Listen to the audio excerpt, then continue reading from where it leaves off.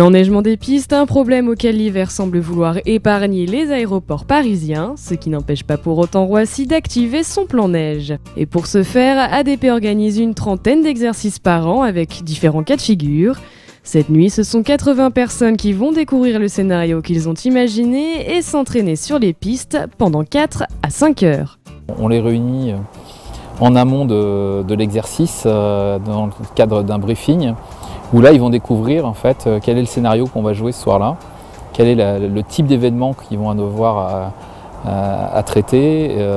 Et là, dans l'occurrence, en fait, c'était un premier scénario où on déneigeait en fait le doublé de piste suite à des chutes de neige intenses avec une neige collante, qui fait qu'on avait certainement à devoir passer plusieurs fois sur la piste pour pouvoir être capable de la rendre, on va dire, déneigée avec un niveau d'adhérence qui permette de reprendre les opérations en toute sécurité pour les équipages. Ce soir, c'est Didier Le Gall qui est affecté au dégagement et accès de piste.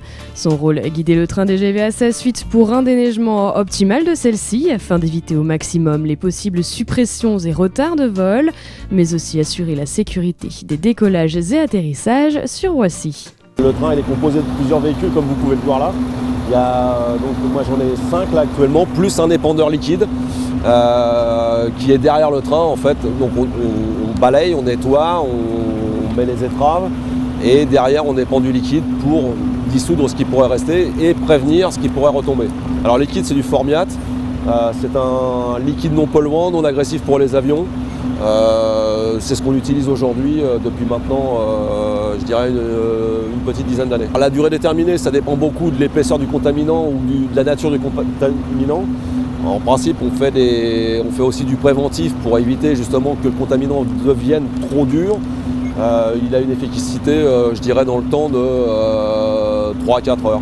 Une trentaine d'exercices en période hivernale, des scénarios différents pour chacun d'entre eux et 60 millions d'euros investis depuis 2010.